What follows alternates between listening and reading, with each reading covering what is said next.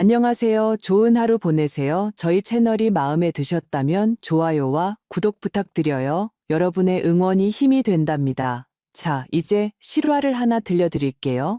제 이름은 박순자, 올해 70입니다. 인생의 전반부는 교단에서 아이들을 가르치며 성실하게 살았고, 후반부는 가정을 꾸리며 보냈습니다.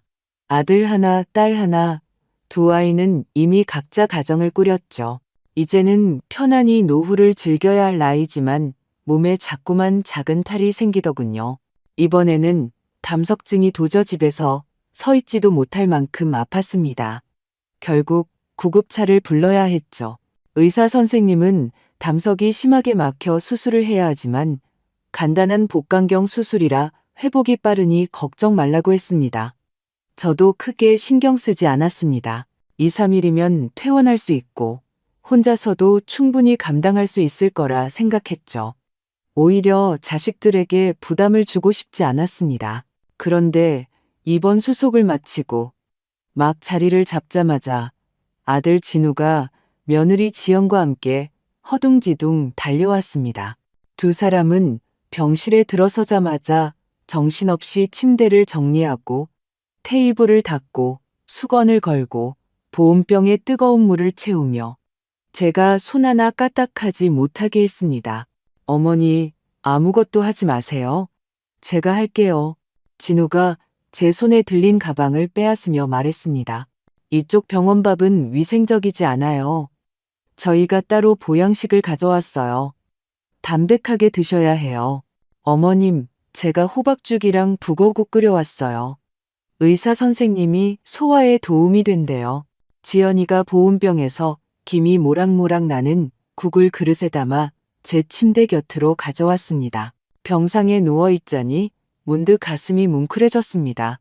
아들은 어릴 때부터 살가운 편이 아니었습니다. 학창 시절에는 건성이었고 결혼 후에는 늘 접대 약속으로 바빴죠. 평소에 제가 전화를 걸어도 받지 못할 때가 많았습니다. 그런데 지금은 마치 제 모든 것을 챙겨주는 듯한 모습에 한밤중에 체온을 재는 것조차 귀찮아하지 않는 아들을 보니 문득 새로운 희망이 생겼습니다. 아들이 정말 철이 들었구나. 그렇게 생각하니 마음속에 따스함이 번졌습니다. 하지만 동시에 비교하지 않을 수 없었습니다. 부산으로 시집간 제 딸 미영이는 3년 동안 명절에도 오지 않았습니다. 제가 입원한 걸 알기나 할까요? 전화 한 통, 문자 한 통 없었습니다. 사람들은 출가외인이라고들 하죠. 원래는 믿지 않았지만 이제는 서서히 그 의미를 깨닫고 있었습니다.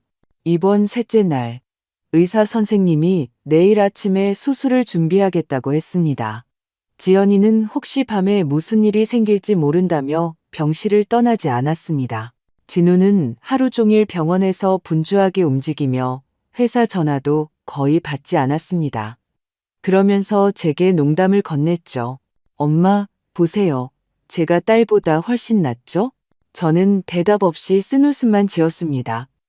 사실 마음속으로는 이미 결정을 내린 뒤였습니다. 이 집은 제 평생의 재산입니다. 원래는 두 아이에게 절반씩 나눠줄 생각이었지만 지금 보니 누가 더 소중하고 누가 더 가까운지 명백해 보였습니다. 퇴원하면 이 집 문제를 처리해야겠다.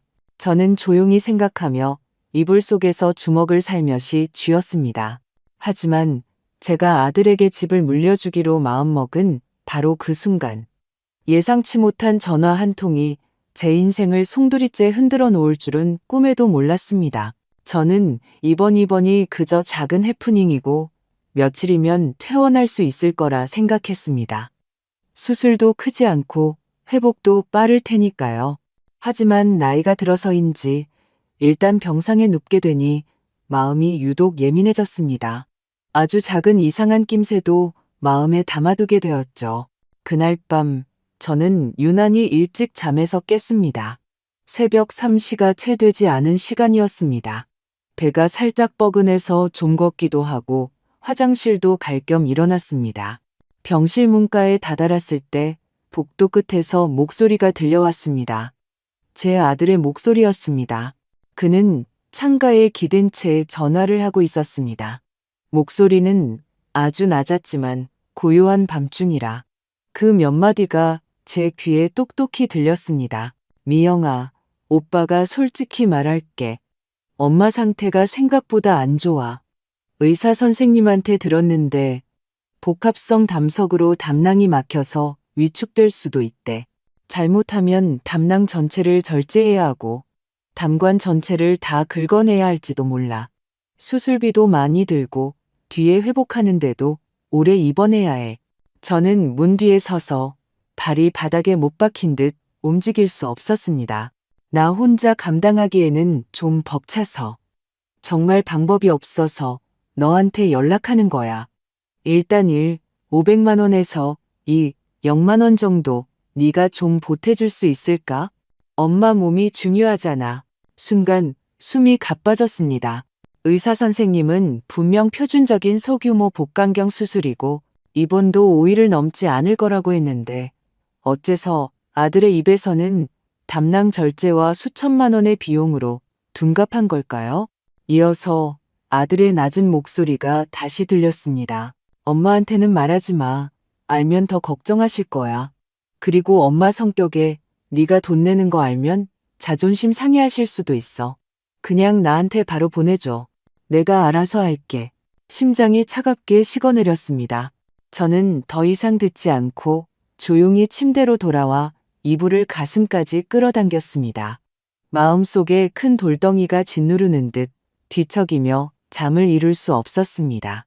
1시간 후 진우가 살금살금 병실로 돌아왔습니다. 그는 낮은 목소리로 물었습니다. 엄마, 왜 깨어 계세요? 아프세요? 저는 눈을 감은 채 대답하지 않고 이미 잠든 척했습니다. 진우가 왜 동생에게 그런 말을 했는지 이해할 수 없었습니다. 의사가 제게 말하지 않은 무언가가 있었던 걸까요? 아니면 그가 저를 속이고 있는 걸까요?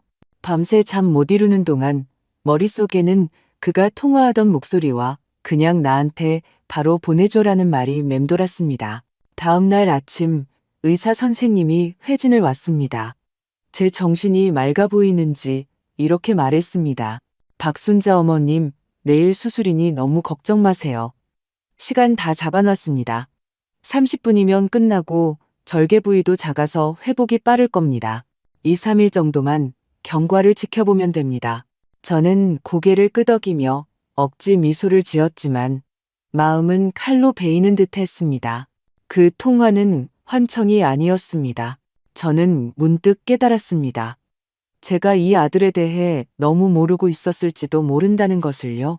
어쩌면 지난 며칠간의 지극한 보살핌이 진심이 아니라 제게 보여주기 위한 연기였을지도 모릅니다. 저는 입원 이후의 일들을 차근차근 되짚어보기 시작했습니다. 그는 제 앞에서 늘 딸의 흉을 봤습니다. 미영이는 멀리 시집가서 불효하고 돌아오지도 않는다고요. 그리고 몇 번이나 제게 집 상속 문제를 빨리 정리해서 나중에 분란이 없게 해야 한다고 말했습니다. 저는 그가 저를 위해 하는 말이라고 생각했습니다. 하지만 지금 와서 생각해보니 어쩌면 그는 계속해서 판을 짜고 있었던 것일지도 모릅니다. 저는 조금 불안해졌습니다. 미영이는 제가 정말 잘 지내고 있다는 걸 알까요? 제가 돈을 보내라고 강요하지 않았다는 걸 알까요? 그 아이는 혹시 제가 차갑고 이기적인 어머니라고 계속 오해하고 있는 건 아닐까요? 그날 정오, 저는 휴대폰을 꺼내 한참을 뒤져 딸의 번호를 찾았습니다. 손가락이 통화 버튼 위에서 30초쯤 망설이다가 마침내 눌렀습니다. 전화벨이 2번 울리고 연결되었습니다. 저는 심호흡을 하고 말했습니다. 여보세요. 미영이니? 엄마다. 저편에서는 한참 동안 침묵이 흘렀고 이내 차가운 대답이 돌아왔습니다. 저한테 전화하신 거 또 돈 때문이에요? 그 순간 저는 침대에서 얼음 동굴로 떨어지는 것 같았습니다. 손이 떨려 휴대폰을 놓칠 뻔했습니다. 미영아, 엄마다. 저는 목에 돌이 걸린 것처럼 낮은 목소리로 말했습니다. 아무 일 없어. 그냥 갑자기 내 목소리가 듣고 싶어서. 저편은 몇 초간 침묵하다가 다시 물었습니다. 정말 아무 일 없으세요? 그의 말투는 여전히 딱딱했고 마치 제가 다음 순간에 어떤 요구를 할지 방어하는 듯 했습니다. 저는 쓴웃음을 지으며 말했습니다. 응, 아무 일 없어. 그냥 담석증 때문에 작은 수술하는 거야. 의사 선생님이 아주 간단한 거라고 했어. 그는 하고 짧게 대답하고는 더 이상 말을 잇지 않았습니다. 그의 숨소리를 들으며 귀가 뜨거워지고 심장이 빠르게 뛰었지만 어떻게 이 대화를 이어가야 할지 몰랐습니다. 3년 동안 우리는 몇 번 통화하지 않았습니다. 사실 전화를 걸고 싶지 않았던 건 아닙니다. 특히 명절이나 날씨가 쌀쌀해질 때 이웃들이 딸 이야기를 꺼낼 때마다 저는 수없이 전화기 앞에 섰습니다. 하지만 그 해에 차가웠던 딸의 목소리를 떠올리면 결국 뒤로 물러서곤 했습니다. 잘 지내니? 제가 용기를 내어 물었습니다. 잘 지내요. 그는 잠시 뜸을 들이다가 말했습니다. 오빠 통해서 전달하셨잖아요. 시집 갔으면 내 가정이나 잘 챙기고 이제 엄마는 신경 쓰지 말라고. 가슴이 철렁했습니다. 내가? 오빠가 그렇게 말했니? 그의 말투가 짜증스럽게 변하기 시작했습니다.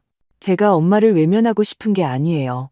도대체 뭘 원하시는지 모르겠어요. 전화할 때마다 엄마 몸이 안 좋다, 돈이 급하다 하시니까 그럴 때마다 제가 밤에 잠을 못 자요. 저는 입을 벌렸지만 아무 말도 할 수 없었습니다. 그가 말하는 매번에 대해 저는 전혀 아는 바가 없었습니다. 저는 단 한 푼도 달라고 한 적이 없었습니다. 심지어 딸이 잘 지내는지 이야기할 때마다 저는 그저 네가 행복하면 엄마는 만족한다고 말했습니다. 하지만 이런 말들을 그는 전혀 듣지 못했던 겁니다. 미영아, 저는 목소리를 애써 가다듬었습니다. 혹시 지난 몇 년간 오빠가 너한테 도와달라고 한 적이 있니? 저편은 한참 동안 침묵하더니 마침내 차갑게 대답했습니다. 물어보실 게 있으면 그냥 직접 물어보세요. 저는 눈을 감으며 말했습니다. 내 오빠가 내가 아주 위중하다고 말했다는데 매번 그가 너한테 그렇게 전했니? 엄마가 시키신 거 아니었어요? 그가 반문했습니다. 그 목소리에는 약간의 의심이 섞여 있었습니다. 엄마가 직접 말하기 민망하니까 오빠한테 부탁해서 전달하신 거 아니었냐고요. 저는 쓴웃음을 지었습니다. 마음속에 분노가 치밀어 올랐습니다. 알고 보니 그는 오래전부터 저를 남에게 손 벌리면서도 체면은 차리려는 어머니로 여기고 있었던 겁니다. 그래서 돈 보냈니? 저는 보이지 않는 선을 밟을까 두려운 듯 조심스럽게 물었습니다. 보냈죠. 그의 목소리가 갑자기 조금 높아졌습니다. 입원하셨을 때 목숨이 위태롭다고 해서 급하게 0만 원 보냈고 나중에는 다리 다치셨다고 해서 800만 원, 또 이사하는데 인테리어 비용이 없다고 해서 500만 원. 그는 오랫동안 참아왔던 감정을 터뜨리듯 빠르고 어지럽게 말을 쏟아냈습니다. 엄마, 저도 주택대출 갚아야 하고 아이도 키워야 해요. 계속 이렇게 돈을 달라고 하시면 저 정말 더는 못 드려요. 저는 병상에 앉아 손으로 입을 막았습니다. 눈물이 걷잡을 수 없이 흘러내렸습니다. 저는 전혀 몰랐던 일들입니다. 저는 떨리는 목소리로 말했습니다. 미영아, 나는 너한테 단 한 번도 돈 이야기를 꺼낸 적이 없어. 네가 돈을 보냈는지조차 몰랐단다. 저편은 침묵했습니다. 저는 다시 조심스럽게 물었습니다. 그럼 너 혹시 그동안 뭘 보낸 적은 있니? 그의 목소리가 갑자기 낮아졌습니다. 재작년 겨울에 전기장판 보냈어요. 그 전전해에는 진회색 캐시미어 코트 한 벌 보냈고요. 작년에는 간에 좋은 차랑 조교기 보냈어요. 머릿속이 윙하고 울렸습니다. 나는 하나도 못 받는데 진우가 택배가 너무 많으면 사기당할 수 있다며 나이 들면 함부로 받지 말라고 했습니다. 저는 그 말을 정말 믿었습니다. 알고 보니 그가 가로채고 제게 주지 않았던 겁니다. 엄마 생신 때 제가 손으로 쓴 카드 보낸 거 아세요? 그가 갑자기 말했습니다. 오빠가 그러던데요. 엄마가 카드 보시고는 바로 찢어버리셨다고. 딸 자식 다 소용없고 아들이 끓여주는 국 한 그릇이 낫다고 하셨다면서요. 저는 휴대폰을 꽉 쥐었습니다. 그런 말 한 적 없어. 저는 거의 목이 쉰 소리로 외쳤습니다. 나는 어떤 카드도 찢은 적이 없어. 이번에는 그가 바로 대답하지 않았습니다. 약 10여 초가 흐른 뒤 그가 천천히 말했습니다. 그럼 제가 보낸 카드들은요? 저는 눈을 감았습니다. 눈물이 눈꺼풀을 비집고 흘러나왔습니다. 저는 쉰 목소리로 대답했습니다. 나는 한 번도 본 적이 없단다. 양쪽 모두 침묵에 잠겼습니다. 그의 희미한 숨소리를 들으며 저는 마치 그가 베란다에 서서 입술을 깨물고 멍하니 있는 모습을 보는 것 같았습니다. 엄마, 그가 갑자기 부드럽게 불렀다가 이내 그 말을 거두려는 듯 망설였습니다. 아니다, 말하지 않을게. 아니, 말해봐. 엄마 들을게. 제가 즉시 대답했습니다. 혹시 제가 예전에 고향집에 한 번 들렀던 거 기억하세요? 그가 갑자기 물었습니다. 저는 잠시 생각에 잠겼습니다. 그때 제가 연차 내고 엄마 보러 잠깐 들렀어요. 미리 말 안 하고 깜짝 놀라게 해드리려고요. 그의 목소리는 평온했지만 약간의 서운함이 묻어났습니다. 그런데 오빠가 문을 열어주면서 엄마가 주무시고 계시다고 보고 싶지 않다고 했어요. 순간 가슴에 큰 충격을 받아 아무 말도 할 수 없었습니다. 저는 다투지도 더 묻지도 않고 그냥 선물만 문 앞에 두고 갔어요. 그는 그날 이후로 생각했다고 했습니다. 내가 정말 불필요한 존재인가 보다. 머리가 띵하고 눈가가 붉어졌습니다. 알고 보니 제가 그렇게나 많은 것을 놓치고 있었던 겁니다. 딸이 집에 오지 않은 것이 아니라 왔다가 가로막혔던 것입니다. 딸이 불효한 것이 아니라 우리 사이를 누군가가 거짓말로 가로막고 있었던 것입니다. 그런데 저는 바보같이 그 말을 믿었습니다. 미영아, 제 목소리는 목구멍 깊은 곳에서 쥐어짜내는 듯 했습니다.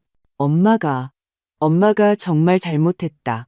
저편에서는 더 이상 대답이 없었습니다. 그저 가벼운 한숨 소리만 남긴 채 전화가 끊겼습니다. 저는 휴대폰을 쥔 채 병상에 앉아 있었습니다. 눈물이 손등 위로 뚝뚝 떨어져 뜨겁게 느껴졌습니다. 우리 사이의 오해가 전부 풀린 것은 아니었지만 그 벽에 마침내 작은 틈이 생겼습니다. 전화가 끊긴 그날 밤, 저는 거의 뜬 눈으로 밤을 지새웠습니다. 머릿속이 온통 뒤엉켜 미영이가 했던 말들이 계속해서 맴돌았습니다. 그가 보냈던 캐시미어 코트, 전기장판, 카드들. 그리고 그가 문 밖에서 보고 싶지 않다는 말에 발길을 돌려야 했던 그날. 생각할수록 소름이 돋았습니다. 언제부터 저와 딸 사이의 다리가 조용히 끊어졌을까요? 언제부터 제 신뢰가 조금씩 도둑맞고 있었는데 저는 까맣게 모르고 있었을까요?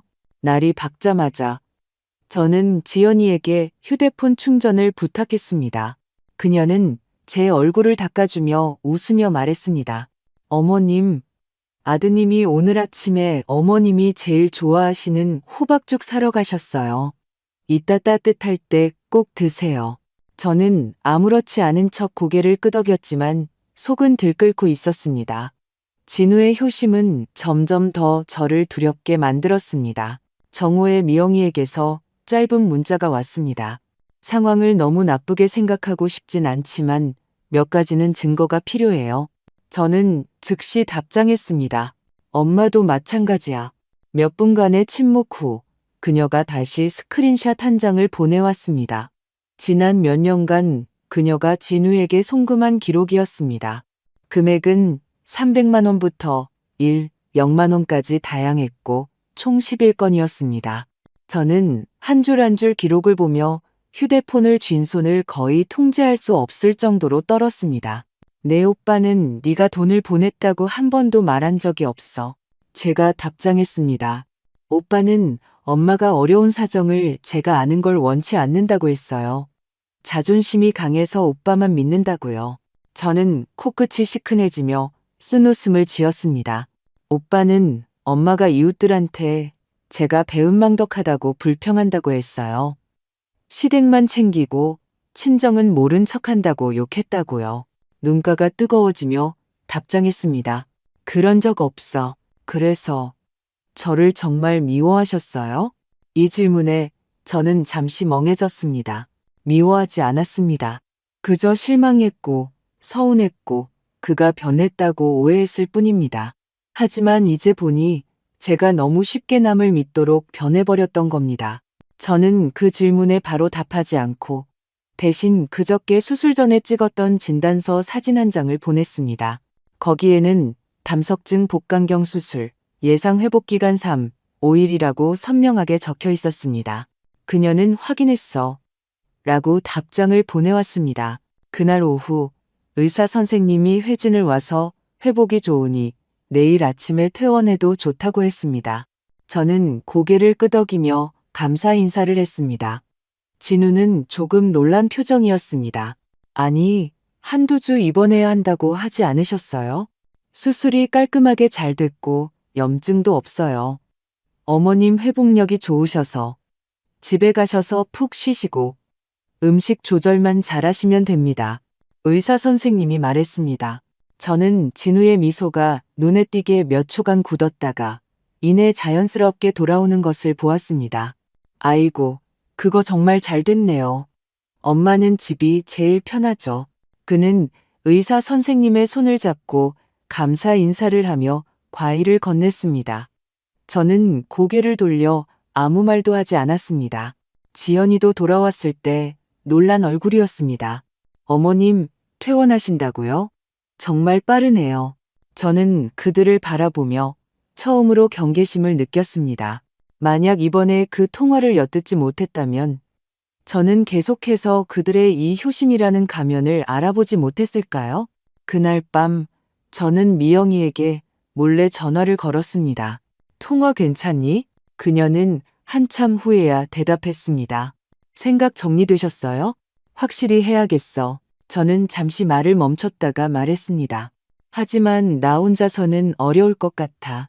전화 저편은 잠시 침묵했습니다. 미영이가 갑자기 물었습니다. 엄마, 한 가지만 여쭤볼게요. 혹시 무슨 보험 같은 거 계약하신 적 있으세요? 중대질병보험이나 장기간병보험 아니면 유산 관련 보험 같은 거요. 저는 잠시 멍해졌다가 고개를 저었습니다. 그냥 입원할 때 쓰는 일반 보험 한두 개 들었던 게 다야. 그것도 아주 오래전에 내 아빠 살아있을 때 든 거고 그 후로는 따로 뭘 하진 않았어. 그럼 수익자가 누구로 되어 있는지 기억하세요? 저는 바로 대답할 수 없었습니다. 아마 원래는 내 아빠였을 텐데 어머님이 서명한 서류들 전부 직접 가지고 계세요? 이 말을 듣자 마음이 갑자기 복잡해졌습니다. 몇 년 전에 작은 수술을 몇 번 받았을 때 퇴원 수속은 진우가 도와줬습니다. 보험금 청구도 자기가 처리하겠다면서 너무 복잡해서 제가 모를 거라고 했습니다. 그래서 저는 그냥 도장을 찍고 서명을 해줬습니다. 말을 할수록 자신이 없어지고 목소리도 작아졌습니다. 엄마, 혹시 오빠가 엄마 신분증 복사해 간 적 있어요? 엄마 명의로 신탁 신청한 적은요? 오빠가 처리했다는 서류사본 보신 적 있으세요? 저는 입을 벌렸지만 하나도 대답할 수 없다는 것을 깨달았습니다. 그녀가 차분하게 말했습니다. 내일 아침에 바로 구청이나 생명보험협회에 가서 어머님 명의로 된 보험계약 내역을 전부 신청해서 확인해 보세요. 모든 보험의 수익자, 신청 시기, 대리인 명의까지 전부요. 저는 침을 꿀꺽 삼켰습니다. 네가 의심하는 건 오빠가 그랬다고 단정할 순 없어요. 하지만 안 그랬다고 장담할 수도 없어요. 그녀의 목소리는 낮고 침착했습니다. 엄마, 기억하셔야 해요. 어떤 효도는 엄마에게 보여주기 위한 연기일 수 있다는 걸요. 저는 고개를 끄덕였습니다. 그 순간 저는 더 이상 슬프기만 한 것이 아니었습니다. 처음으로 내가 함정에 빠졌구나라는 느낌이 들었습니다. 어쩌면 미영이의 말이 맞을지도 모른다고 믿기 시작했습니다. 우리 사이가 점점 멀어진 것이 아니라 누군가가 조용히 우리를 밀어내고 있었던 것입니다. 저는 병실에 놓인 정성스럽게 준비된 과일 바구니, 보온병, 그리고 몸을 닦는 수건들을 바라보았습니다. 갑자기 오싹한 기분이 들었습니다. 만약 이 모든 것이 오랫동안 준비된 연극이라면 저는 반드시 그 가면을 벗겨내야만 합니다. 다음 날 아침, 저는 아래층에서 피를 뽑아야 한다고 거짓말을 하고 지팡이를 짚은 채 몰래 병원을 빠져나와 보험 서비스 센터로 갔습니다. 직원이 제 자료를 조회했을 때 저는 온몸이 굳어버렸습니다. 제 명의로 3년 전에 갑자기 중대질병보험 하나가 추가되어 있었습니다. 서명은 제 것이었고 수익자는 김진우였습니다. 그날이 기억났습니다. 무릎 재활 치료를 받을 때 진우가 건강보험 자료를 갱신해야 한다며 저를 데리고 갔었습니다. 그날 저는 재활기구 위에서 비틀거리며 몇 장의 서류에 서명했습니다. 전혀 자세히 보지 않았습니다. 게다가 작년에는 제가 유언대용 신탁 계약서에도 서명한 것으로 되어 있었습니다. 수익자는 역시 그였습니다. 저는 전혀 기억이 없었습니다. 그 순간 제 세상의 절반이 무너져 내렸습니다. 아들이 왜 제게 이렇게까지 했는지 알 수 없었습니다. 제가 아는 것은 더 이상 지체하면 늦는다는 것뿐이었습니다. 저는 그 복사본들을 들고 병실로 돌아와 즉시 미영이에게 전화를 걸었습니다. 목소리가 떨렸습니다. 확인했어. 전화저편은 몇 초간 침묵하다가 낮은 목소리로 말했습니다. 엄마, 이제 우리가 같이 저 가면을 벗겨낼 차례예요. 저는 그 보험 서류 복사본들을 들고 병실로 돌아왔습니다. 마음속에 큰 돌덩이가 짓누르는 듯 했습니다. 3년 전에 중대질병보험, 2년 전에 유언대용 신탁. 모든 서류 위에는 제 서명이 있었지만 단 하나도 제가 내용을 제대로 보고 서명한 것이 없었습니다. 저는 서명한 기억이 없었지만 그 시기에 진우가 유독 제게 잘해주었던 것은 똑똑히 기억했습니다. 저를 데리고 병원에 가고 약을 타다 주며 무슨 지원금 처리를 해야 하니 서명이 필요하다고 했습니다. 당시 저는 감동해서 어쩔 줄 몰랐지 그가 판을 짜고 있을 거라고는 상상도 못했습니다. 미영이의 전화가 곧 걸려왔습니다. 제 목소리를 듣자마자 그녀는 제가 울고 있다는 것을 알아차렸습니다. 엄마, 일단 진정하세요. 흥분하면 안 돼요. 그녀의 목소리는 유난히 침착했습니다. 이제 우리가 오빠 스스로 함정에 빠지게 만들어야 해요. 내가 어떻게 해야 하니? 제 목소리가 떨렸습니다. 제가 말하는 대로 연기하세요. 아무것도 모르는 척, 그리고 절대 비난하지 마세요. 그녀는 잠시 멈췄다가 말했습니다. 먼저 화두를 던지세요. 엄마가 정말로 재산을 오빠에게 물려줄 것처럼 믿게 만드는 거예요. 가슴이 아팠습니다. 엄마, 이상하지 않으세요? 오빠는 제가 돌아오는 걸 그렇게 두려워하고 우리가 만나는 걸 무서워했어요. 어쩌면 우리가 서로 대화를 맞춰서 진실을 알아낼까봐 그랬을 거예요. 그녀의 말이 맞았습니다. 예전에는 이해하지 못했습니다. 왜 오빠가 항상 동생이랑 연락하지 마세요. 걔 성격이 강해서 말이 안 통해요. 라고 했는지, 또 어머니는 이제 연세도 있으니 조용히 지내셔야죠. 걔 잔소리 듣고 스트레스 받지 마시고요. 라고 했는지, 이제야 알았습니다. 그는 제가 다른 사람의 목소리를 듣는 것 자체를 원하지 않았던 겁니다. 그날 밤 저는 미영이의 각본대로 움직이기 시작했습니다. 진우가 죽 한 그릇을 들고 들어왔을 때 저는 기분이 좋은 척 웃으며 말했습니다. 의사 선생님이 내일 퇴원해도 된대. 생각해보니 네가 나를 가장 살갑게 챙겨주니 퇴원하면 우리 집 문제를 정리해야겠다. 그는 잠시 흠칫하더니 눈에 억누를 수 없는 희색이 스쳐 지나갔습니다. 정말요? 그는 서둘러 죽을 내려놓았습니다. 엄마, 걱정 마세요. 제가 절대 엄마를 소홀히 대하지 않을 거예요. 노후 준비는 제가 다 알아서 해드릴게요. 저는 고개를 끄덕이며 그의 손을 잡았습니다. 엄마 평생에 네가 제일 살가웠어. 미영이는 이제 우리 집이랑 별 상관없는 애나 마찬가지지. 그는 입이 귀에 걸릴 듯 웃었습니다. 엄마, 드디어 마음 정하셨네요. 저는 그의 눈에 어린 기쁨을 보며 마음이 한없이 가라앉았습니다. 다음 날 퇴원할 때 그는 일부러 휴가를 내고 저를 데리러 왔습니다. 병원 로비에서는 휠체어를 밀며 분주하게 움직여 누가 봐도 효자의 모습을 연출했습니다.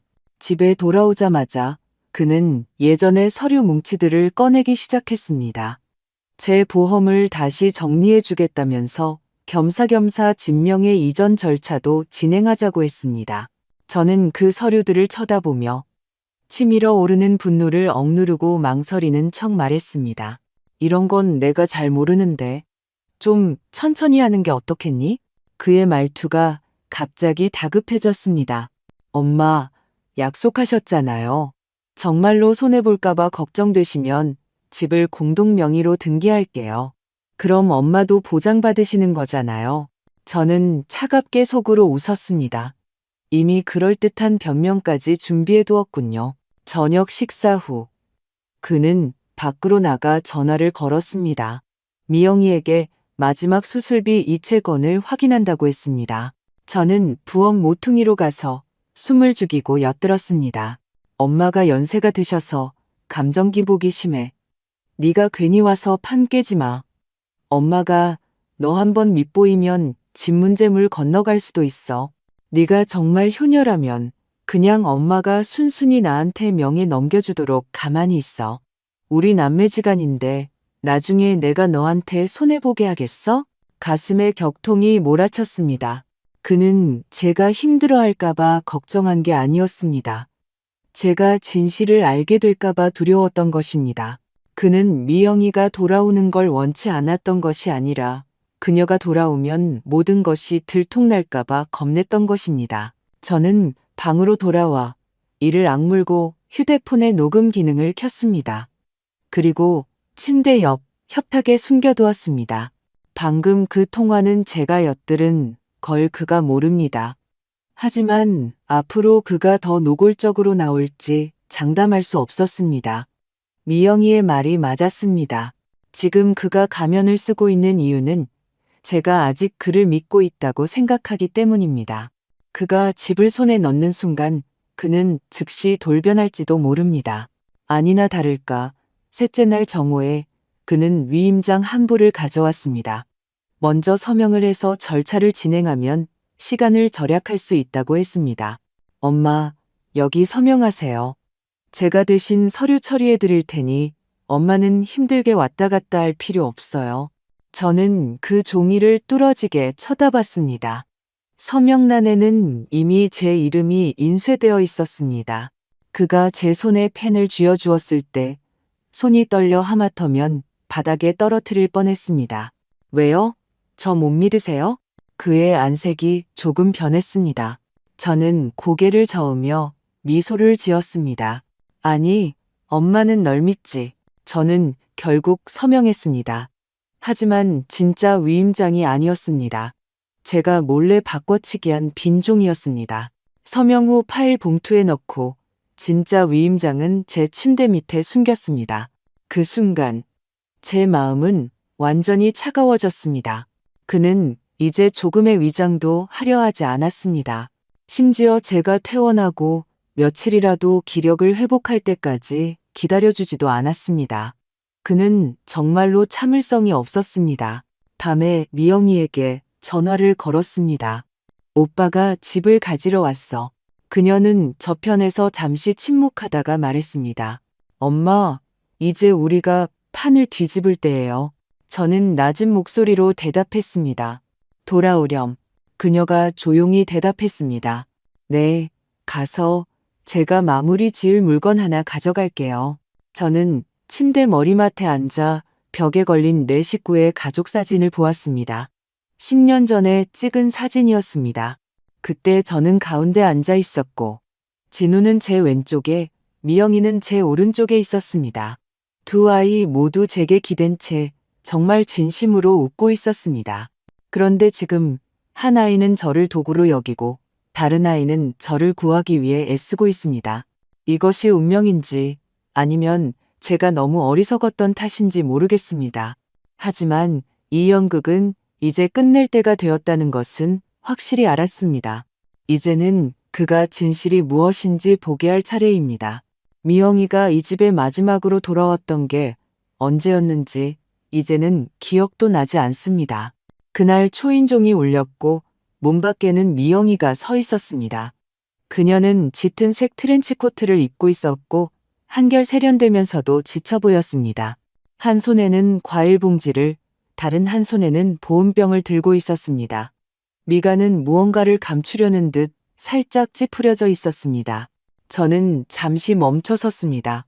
우리는 그렇게 서로를 마주보며 아무도 입을 열지 않았습니다. 공기는 마치 굳어버린 듯 했고 복도의 바람 소리마저 유난히 크게 들렸습니다. 마침내 그녀가 먼저 입을 열었습니다. 엄마, 저 왔어요. 목에 무언가 걸린 듯 저는 그저 고개를 살짝 끄덕이며 문을 천천히 열었습니다. 그녀는 들어올 때 저를 보지 않고 말했습니다. 신발장이 좀 좁네요. 신발 옆으로 놔도 되죠? 저는 응하고 대답했지만 목소리가 너무 작아 거의 들리지 않았습니다. 그녀는 과일을 부엌에 놓고 거실을 한 바퀴 둘러보았습니다. 3년 만이었지만 집안의 가구 배치는 거의 변함이 없었습니다. 그녀는 별말 없이 보온병을 꺼내 탕 한 그릇을 따랐습니다. 제가 끓인 국이자 대추 오골개탕이에요. 담석수술 막 하셨으니 간에 좋을 거예요. 그녀는 탕을 건네며 평온하게 말했습니다. 저는 그것을 받아들며 손이 조금 떨렸습니다. 너는 먹었니? KTX에서 도시락 먹었어요. 그녀는 맞은편에 앉아 두 손을 무릎 위에 놓고 등을 곧게 폈습니다. 우리 사이에는 식탁 하나와 그리고 3년간의 침묵이 놓여 있었습니다. 분위기를 풀어보려고 무슨 말이라도 하고 싶었지만 머릿속은 솜으로 가득 찬 듯 아무것도 떠오르지 않았습니다. 그녀도 말을 하지 않았습니다. 눈으로 집안을 천천히 훑어보다가 마침내 벽에 걸린 낡은 사진의 시선이 멎었습니다. 내 식구가 활짝 웃고 있는 사진이었죠. 살이 많이 빠졌구나. 제가 마침내 입을 열었습니다. 그녀는 고개를 돌려 저를 보며 옅게 미소 지었습니다. 엄마도 조금 늙으셨네요. 머리가 하얗게 다 새셨어요. 가슴이 철렁했지만 그저 고개를 끄덕일 수밖에 없었습니다. 그렇지, 사람은 금방 늙어. 그녀는 고개를 숙여 차를 한 모금 마셨고 다시 침묵이 흘렀습니다. 저는 그녀가 저를 원망하는 건지 아니면 제가 먼저 말을 꺼내길 기다리는 건지 확신할 수 없었습니다. 저도 그녀에게 저를 원망하냐고 묻고 싶었지만 나를 원망하니? 라는 그 말이 도저히 입 밖으로 나오지 않았습니다. 식사 후 그녀는 제가 설거지를 하고 집을 정리하는 것을 도왔습니다. 동작은 능숙했지만 조심스러웠습니다. 그릇이 타일에 부딪혀 작은 소리가 나자 그녀는 즉시 저를 돌아보았습니다. 마치 제가 꾸짖을까봐 두려워하는 듯 했습니다. 마음이 너무 아파서 저는 애써 웃으며 말했습니다. 너 어릴 때는 설거지할 때 이것보다 소리 훨씬 컸어. 그녀도 웃었습니다. 어릴 때는 엄마가 안 무서웠으니까요. 우리는 서로를 바라보다가 다시 조용히 고개를 숙였습니다. 밤에 그녀는 저와 함께 자고 싶다고 했습니다. 저는 고개를 끄덕였습니다. 비어있던 작은 방을 정리해 주었지만 그녀는 말했습니다. 엄마 옆에서 잘게요. 밤에 무슨 일 있으면 제가 바로 알 수 있잖아요. 그녀는 제 오른쪽, 두 뼘도 안 되는 거리에 누웠습니다. 하지만 우리 사이에는 보이지 않는 투명한 벽이 있는 것 같았습니다. 가깝지만 서먹했습니다. 그녀는 눕자마자 잠들지 않고 계속 휴대폰을 만졌습니다. 화면의 빛이 그녀의 얼굴을 비췄고 저는 그녀의 눈가에 어린 잔주름과 조금 갸름해진 턱, 그리고 희미한 초췌함을 보았습니다. 지난 몇 년간 제가 마침내 용기를 냈습니다. 잘 지냈니? 그녀는 천장을 바라보며 바로 대답하지 않았습니다. 그냥 그랬어요. 그녀는 잠시 뜸을 들이다가 말했습니다. 애 키우고 일하고 시부모님이랑 맞춰가면서요. 엄마가 도움이 못 돼서 미안하다. 제가 낮은 목소리로 말했습니다.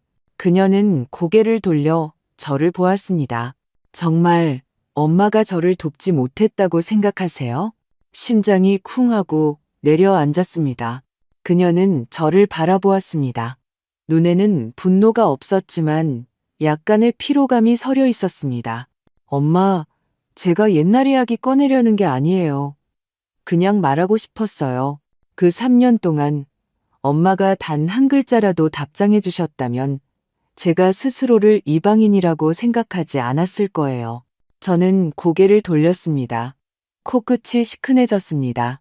나도 네 오빠 말에 속아서 네가 정말 나를 더 이상 보고 싶어 하지 않는 줄 알았어. 그럼 왜 전화 한 통해서 물어보지 않으셨어요?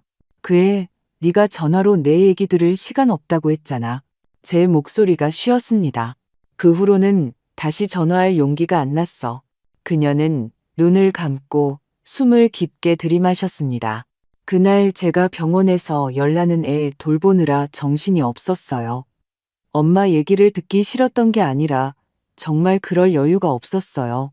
그녀의 목소리가 약간 잠겼습니다. 저는 그녀를 바라보며 미안하다는 말을 100번이라도 하고 싶었지만 단 한마디도 온전히 꺼낼 수 없었습니다. 그녀는 손을 뻗어 제 이불을 끌어당겨 주었고 다시 부드럽게 웃었습니다. 우리 둘 다 오해하는 데는 선수라니까. 저는 참지 못하고 손을 내밀어 그녀의 손을 잡았습니다. 그녀는 잠시 멈칫하더니 제 손을 마주 잡아주었습니다. 그 순간 저는 울지 않았습니다. 그저 마음 한구석이 탁 트이는 기분이었습니다. 밤이 깊어 그녀는 옆으로 누워 잠이 들었습니다. 저는 그녀의 고른 숨소리를 들으며 문득 마음이 아주 편안해지는 것을 느꼈습니다. 어떤 가족 관계는 이런 것 같습니다. 아무리 서먹해지고 오해가 쌓여도 일단 다시 손을 잡으면 쉽게 놓지 않는다는 것을요. 제가 언젠가 제 손으로 아들을 집 밖으로 내쫓게 될 줄은 꿈에도 몰랐습니다. 하지만 어떤 진실은 일단 드러나면 다시는 되돌릴 수 없는 법입니다. 그날 저는 진우에게 전화를 걸었습니다. 엄마가 가족 모임을 한번 하려고 해. 네 동생이 이번에 어렵게 왔으니 이 기회에 재산 정리도 확실히 하고 싶구나. 친척들에게 연락해서 집에 와서 식사나 하자고 해라. 그는 재산 정리라는 말에 눈썹이 휘날리도록 기뻐하며 즉시 대답했습니다. 네, 제가 배달 음식 주문할게요. 어머니는 신경 쓰지 마세요. 저는 전화기 이편에 앉아 휴대폰을 쥔 손이 떨리는 것을 참을 수 없었습니다. 긴장되지 않는다면 거짓말이겠지만 이번에는 단호해야 한다는 것을 알았습니다. 제 평생 누구에게도 모질게 굴어본 적이 없지만 지금은 예외였습니다. 그날 저녁 친척들이 속속 도착했습니다. 집안은 마치 명절처럼 시끌벅적했습니다. 진우는 자진해서 주최자 역할을 맡아 사람들에게 집을 구경시켜주며 몇몇 사촌 형들 귀에 대고 속삭였습니다. 엄마가 이 집 곧 나한테 넘겨주실 거야. 나는 내 동생처럼 냉정하지 않으니까 엄마가 나를 믿으시지. 저는 방에 숨어 거실에서 들려오는 웃음소리와 술잔 부딪히는 소리를 들었습니다. 마치 잘 짜인 1인극을 듣는 것 같았습니다. 사람들이 거의 다 모였을 때 저는 미영이의 부축을 받으며 방에서 나왔습니다. 친척들은 멀끔한 제 모습을 보고 안색이 좋다며 기뻐했습니다. 순자 씨, 몸이 많이 좋아 보이네. 저는 진우를 쳐다봤습니다. 그의 얼굴에 떠오른 미소가 잠시 굳었다가 이내 평정을 되찾았습니다. 엄마, 오늘 중요한 말씀 하신다고 하지 않으셨어요? 다들 엄마 말씀 기다리고 있어요. 그는 찻잔을 들며 말했습니다. 저는 고개를 끄덕이고 미영이에게 방에서 서류 봉투 하나를 가져오라고 했습니다. 저는 그 봉투를 가볍게 두드리며 말했습니다. 오늘 할 얘기가 있어서요. 여기 계신 친척분들은 모두 제가 믿는 분들입니다. 제가 나이가 많아서 많은 말을 병상에 누워서야 하고 싶지는 않네요. 진우는 잔뜩 기대한 얼굴로 손을 비볐습니다. 저는 그를 한번 쳐다보고 말을 이었습니다. 지난 몇 년간 진우가 제 곁에서 저를 많이 돌봐준 것은 사실입니다. 다들 보셨을 테고요. 하지만 효도라는 건 누가 국을 몇 그릇 날랐느냐가 아니라 그 마음을 봐야 하는 겁니다. 그의 안색이 변했습니다. 엄마, 무슨 말씀이세요? 저는 서류 봉투를 열어 복사본 한 뭉치를 꺼내 테이블 위에 한 장씩 펼쳐 놓았습니다. 이건 제가 직접 확인한 겁니다. 3년 전 진우는 제 명의로 중대질병보험을 들었습니다. 수익자는 자기 자신이었죠. 2년 전에는 유언대용 신탁 계약도 했습니다. 수익자는 역시 진우였고요. 친척들 사이에서 순간 술렁임이 일었습니다. 이거 순자 씨가 서명한 거 맞아요? 누군가 물었습니다. 저는 평온하게 말했습니다. 네, 제가 진우의 주선하에 서명했습니다. 당시 저는 그저 일상적인 서류인 줄 알았고 세부 내용을 보게 해주지 않았습니다. 진우가 벌떡 일어났습니다. 얼굴이 불그락푸르락해졌습니다. 엄마, 그건 제가 엄마 나이 드셔서 아프실 때 돌봐줄 사람 없을까봐 그런 거예요. 제가 엄마 뒷날을 준비해드리려던 건데 어떻게 제 마음까지 이렇게 오해하세요? 미영이가 차분하게 한마디 덧붙였습니다. 오빠는 내 명의로 신용카드랑 대출계좌도 개설했지. 지금 내가 카드 번호 불러줄까? 진우는 잠시 말을 잃고 얼굴이 새하얗게 질렸습니다. 너 헛소리 하지 마. 그가 소리쳤습니다. 누가 내 말을 믿어? 너야말로 이 판을 망치러 온 거잖아. 네가 나한테 전화한 통화 내용, 기록이 안 남았을 거라고 생각했어? 미영이가 휴대폰을 꺼내 녹음 파일을 재생했습니다. 네가 정말 효녀라면 그냥 엄마가 순순히 나한테 명예 넘겨주도록 가만히 있어. 우리 남매지간인데 나중에 내가 너한테 손해보게 하겠어? 녹음이 울려 퍼지자 거실은 쥐 죽은 듯 조용해졌습니다. 몇몇 외삼촌과 외숙모는 서로 얼굴만 쳐다봤고 누군가 낮은 목소리로 중얼거렸습니다. 이건 너무 심하잖아. 지연이의 얼굴은 핏기가 가셨습니다. 그녀는 진우의 소매를 잡아당기며 속삭였습니다. 당신이 이런 거 엄마는 절대 모를 거라고 했잖아. 진우의 손이 떨렸습니다. 서 있지도 앉지도 못했습니다. 저는 그를 바라보며 거의 냉정할 정도로 평온한 목소리로 말했습니다. 네가 엄마를 바보로 아는구나. 그런데 네가 잊은 게 있어. 엄마가 바보 같았던 건 너에 대한 기대가 있었기 때문이야. 진우는 얼굴이 벌개져서 변명하려 했지만 입술만 떨 뿐 겨우 한마디 쥐어짰습니다. 정말 그렇게 생각하신다면 저도 더 할 말 없어요. 저는 그를 쳐다보며 또렷하고 힘있는 목소리로 말했습니다. 잘 들어라. 나는 이미 유언장을 작성해 두었다. 이 집은 신탁 방식으로 처리해서 오로지 내 생활비, 의료비, 그리고 미래에 필요할지 모를 요양시설 비용으로만 사용될 것이다. 이 돈은 누구도 손댈 수 없어. 저는 잠시 말을 멈추고 천천히 모든 친척들을 훑어본 뒤 다시 진우에게 시선을 돌렸습니다. 내가 세상을 떠난 뒤 만약 남은 재산이 있다면 두 아이가 법에 따라 공평하게 나눈다. 단 전제 조건이 있어. 진우, 네가 먼저 지난 몇 년간 내 동생에게서 빌리고 속이고 내 이름을 팔아 뜯어낸 모든 돈을 갚아야 한다. 금액이 얼마인지는 우리가 명확히 정리해 두었다. 미영이가 명세서 한 부를 꺼내 테이블 위에 놓았습니다. 글자는 선명했고 금액은 총 300만 원이었습니다. 이건 감정적인 계산이 아니라 실제 장부다. 제가 한자 한자 힘주어 말했습니다. 네가 이 돈을 원금 그대로 갚는 날, 그때서야 너는 남은 재산의 단 1원이라도 상속받을 자격이 생긴다. 진우의 얼굴이 하얗게 질렸습니다. 그는 더듬거리며 말했습니다. 그건 나중에 제가 갚기로 이미 얘기된 거잖아요. 네가 말한 나중이 벌써 3년을 속여왔어. 미영이가 냉정하게 대답했습니다. 우리가 너를 형사 고발하지 않는 건 마지막 남은 가족의 정 때문이야. 네가 스스로 효자라고 말하고 싶다면 먼저 빚부터 청산해. 저는 일어서서 싸늘한 목소리로 말했습니다. 네가 동생에게 빚진 건 돈만이 아니라 양심이야. 친척들은 옆에서 아무 말도 하지 못했고 공기는 거의 얼어붙었습니다.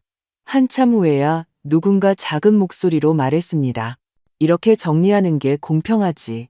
지연이는 잿빛 얼굴로 진우에게 우리 집에 가서 얘기해요라고 속삭였습니다. 그는 마음대로 하세요. 필요 없어요. 라고 소리치며 문을 박차고 나갔습니다. 저는 그를 막지도 부르지도 않았습니다. 그저 몸을 돌려 천천히 자리에 앉아 딸 미영이가 제게 조용히 차를 따라주는 모습을 보았습니다. 그녀의 얼굴에는 원망이 아니라 담담함과 굳건함이 있었습니다. 그 순간 제 마음은 전례 없이 평온했습니다. 그날 밤 진우가 문을 박차고 나간 뒤 집안은 정막에 휩싸였습니다. 친척들은 각자 핑계를 대고 떠났고 거실에는 저와 미영이만 남았습니다.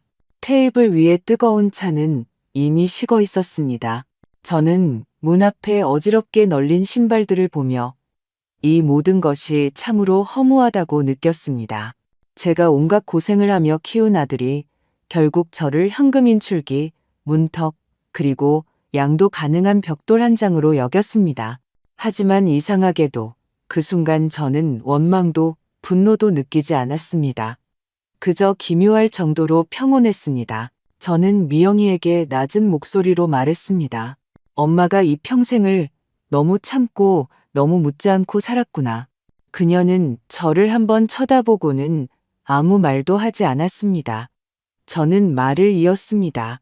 네가 멀리 시집갔을 때 엄마는 마음이 아팠지만 아무렇지 않은 척 대범하게 굴었지. 네가 3년 동안 전화 한 통 없을 때도 엄마는 먼저 연락하지 않았어.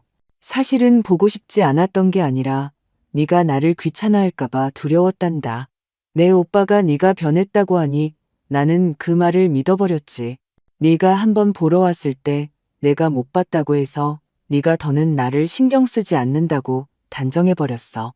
저는 잠시 말을 멈췄습니다. 목소리가 낮아졌습니다. 결국 엄마가 소통하는 걸 너무 두려워해서 그 오해들이 점점 더 깊어졌던 거야. 나는 침묵이 체면이고 배려고 신뢰라고 생각했어. 이제야 알았지. 침묵은 거리이기도 하고 피 흘리지 않게 사람을 상처 입히는 칼이라는 걸. 미영이의 눈가가 붉어졌습니다. 그녀는 목이 메어 말했습니다. 엄마, 저한테 이런 얘기를 해주시는 것만으로도 저는 정말 기뻐요. 저는 그녀의 손을 부드럽게 잡았습니다. 우리 모녀 사이가 어쩌다 녹음 파일, 서류, 신탁으로 서로를 보호해야 하는 지경까지 왔을까. 솔직히 말해서 우리 둘 다 서로에게 솔직하게 말할 용기가 없었던 거야.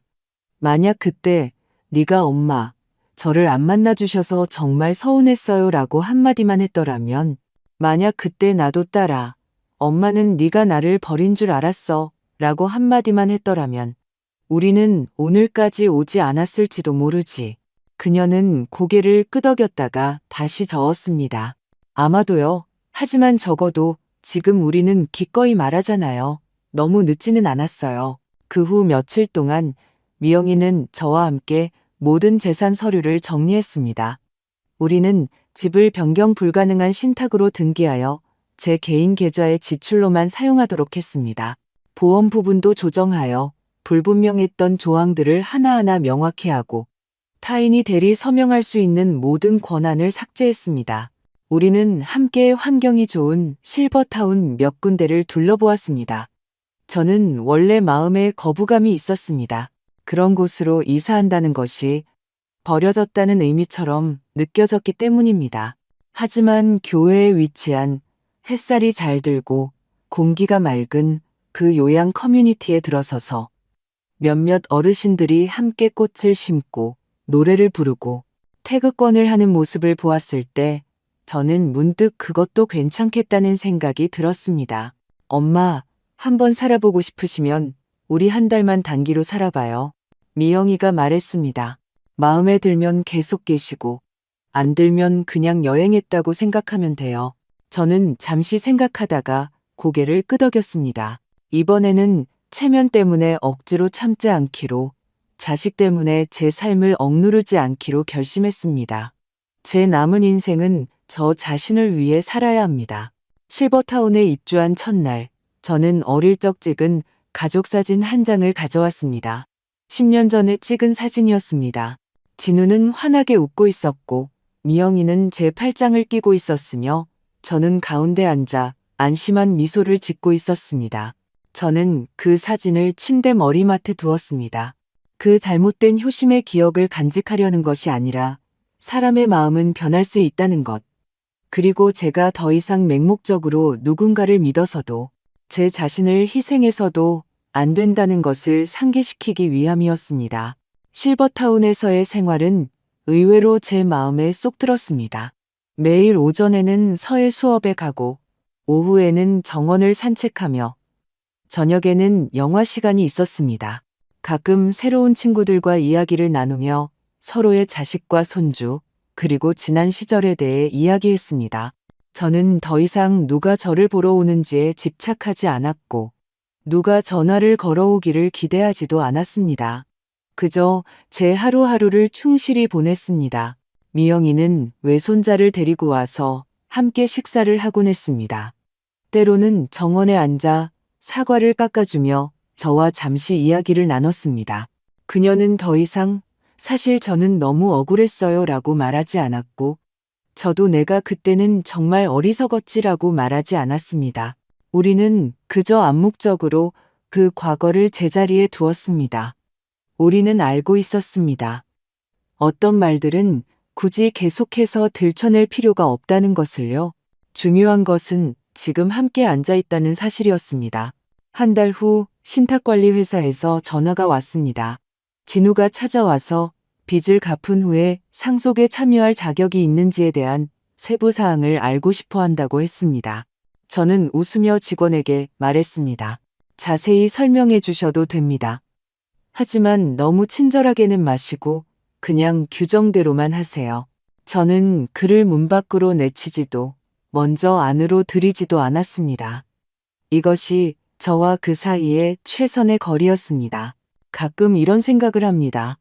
만약 그날 그 통화를 엿듣지 못했다면 나는 여전히 집을 그에게 넘겨주려고 했을까? 딸은 출가 외인이라고 계속 생각했을까? 하지만 인생에 만약은 없습니다. 다행히 저는 너무 늦지 않게 깨어났고, 더 다행인 것은 거짓말로 끊어졌던 모녀 사이의 진심을 다시 이어갈 기회가 있었다는 것입니다. 그의 겨울은 유난히 따뜻했습니다. 저와 미영이는 함께 온천에 갔습니다. 그녀는 제 머리를 말려주었는데 마치 어릴 적 제가 그녀의 머리를 따아주던 것처럼 자연스러웠습니다. 우리는 온천탕가에서 사진을 한 장 찍었습니다. 그녀는 돌아가서 그 사진을 특별히 인화해 제 침대 머리맡에 붙여주었습니다. 그리고 볼펜으로 몇 마디를 적어 놓았습니다. 엄마, 저를 다시 알아봐 주셔서 고마워요. 저도 엄마를 다시 이해하려고 노력할게요. 우리 이제 침묵이 아닌 진심으로 사랑해요. 저는 그 글귀를 보며 눈시울이 붉어졌습니다. 알고 보니 사람이 늙어서 무서운 것은 걷지 못하는 것이 아니었습니다. 가장 무서운 것은 입을 닫고 마음을 닫아 서로를 멀리 밀어내면서도 조용한 것이 배려라고 착각하는 것이었습니다. 저는 이른이 되어서야 깨달았습니다. 가족이라는 이 길 위에서는 말이 많아서 해가 되는 경우는 없고 오직 말을 하지 않아서 흩어질 뿐이라는 것을요. 지금의 저는 더 이상 묻는 것을 두려워하지 않고 말하는 것을 두려워하지 않습니다. 왜냐하면 마침내 깨달았기 때문입니다. 어떤 오해는 시간이 해결해주는 것이 아니라 오직 입을 열어야만 풀린다는 것을요. 오늘 이 어르신의 경험에 대해 어떻게 생각하시나요? 그녀는 원래 아들에게 의지하며 편안한 노후를 보낼 수 있을 것이라 믿었지만 병실에서 우연히 엿들은 전화 한 통으로 수년간의 진실을 마주하게 되었습니다. 가족의 정은 조종당했고 신뢰는 이용당했으며 모녀 사이는 의도적으로 이간질당했습니다. 다행히 그녀는 계속 침묵하는 대신 적극적으로 소통하여 관계를 회복하고 마침내 자신의 노후를 지켜냈습니다. 혹시 비슷한 상황을 겪어보신 적이 있으신가요? 가정에서 침묵은 정말로 이해를 의미할까요? 연장자는 자녀의 선택과 재산 정리에 대해 어떤 마지노선을 지켜야 한다고 생각하시나요? 댓글창에 여러분의 의견을 공유해주세요. 만약 여러분도 오해나 서운함을 겪으셨다면 차마 꺼내기 어려웠던 그 감정들을 이곳에서 이해받을 수 있을지도 모릅니다. 저희에게 알려주세요. 여러분이라면 어떻게 하시겠습니까? 어르신의 결정을 지지하시나요? 저희 채널을 구독하시는 것을 잊지 마세요. 더 많은 사람들이 이 진솔한 인생 경험을 들을 수 있도록요. 오늘의 이야기가 당신이나 주변 사람들에게 도움이 되었다고 생각하신다면 저희를 위해 공유해 주세요. 더 많은 사람들이 지혜롭게 자신의 노후를 살아가는 법을 배울 수 있도록요. 댓글, 공유, 구독으로 함께 명확히 보고 지혜롭게 살아가는 길을 걸어갑시다.